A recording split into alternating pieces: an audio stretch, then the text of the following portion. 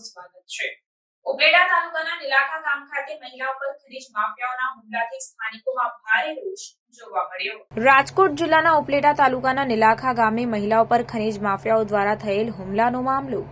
વેણુ નદીમાંથી ગેરકાયદેસર રીતે ખનીજ માફિયાઓ રેતી ચોરી કરી રહ્યા છે, ત્યારે રેતી ચોરી કરતા માફિયાઓ દ્વારા ગામની મહિલાઓ પર ધોકા, પાઇપ અને લાકડી વડે હુમલો કરાયો હતો। નીલાખા ગામની મહિલાઓ પર ખનીજ માફિયાઓએ હુમલો કર્યા બાદ ગ્રામજનોમાં ભારે રોષ જોવા મળી રહ્યો છે।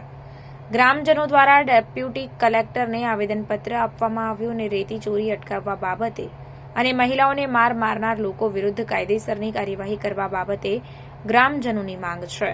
નીલાખા ગામમાં આવેલ વેણુ નદીમાંથી રેતી ચોરી બંધ નહીં થાય તો ગ્રામજનો દ્વારા ઉગ્ર આંદોલનની ચીમકી ઉચ્ચારવામાં આવી છે।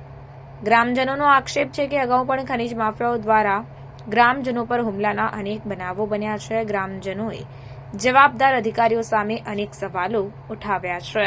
મારું નામ જલુ મહેશ ભુરાભાઈ, ગામ નીલાખા।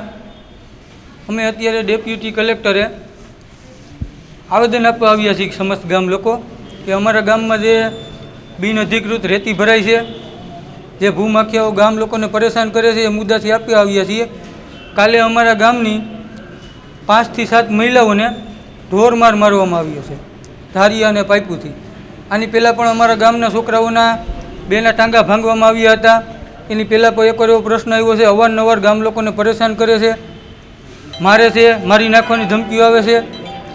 અમારી એટલી માંગ ને એટલી રજૂઆત છે કે આ રેતી બાબતનો પ્રશ્ન અમારો કાયમી હલ થાય, રેતી ત્યાંથી ભરવાની સરકાર તંત્ર ના મંજૂરી આપી દે ભૂમાફિયાઓને અને આ કાયમી ધોરણે બંધ કરાવી દે। શું કહેશો, અગાઉ પણ આવા બનાવ બન્યા છે?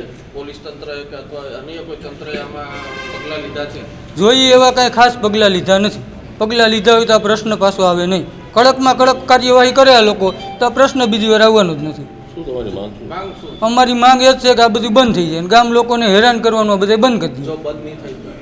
બંધ નહીં થાય તો અમે ગામ ઉગ્રથી ઉગ્ર કોઈ પણ પગલાં લેવા તૈયાર છે। મારું નામ ચુડાસમા મુકેશભાઈ છે, હું નીલાખા ગામનો સરપંચ છું। શું કહેશો, શું ઘટના ઘટી હતી? જે કાલે 4-4:30 વાગે અમારા ગામની લેડીઝો વાડીએ જતી હોય એ અરસામાં લેડીઝો ત્યાંથી નીકળવાની હોય અને ખનીજવાળા જે ભૂમાફિયા દ્વારા અમારા ગામની બૈરાઓને 3 થી 5 જણીઓએ બાઈઓને હાથ પગ માથામાં લાગેલા છે, ધોકા પાઇપ વડે હુમલો કરેલ છે। તેને એડમિટેડ માટે જુનાગઢ હોસ્પિટલ સિવિલમાં દાખલ પણ કરેલ છે। આજે શું કરી? આજે અમે ગામ લોકો સમસ્ત મળીને ડેપ્યુટી કલેક્ટર ધોરાજી આવેદનપત્ર આપ્યું છે। તમારી માંગ પૂરી કરવા માટે શું કરશો? અમારી માંગ જો આ નહીં પૂરી થાય તો સમસ્ત ગામ લોકો દ્વારા હિજરત કરવા પણ તૈયાર છે।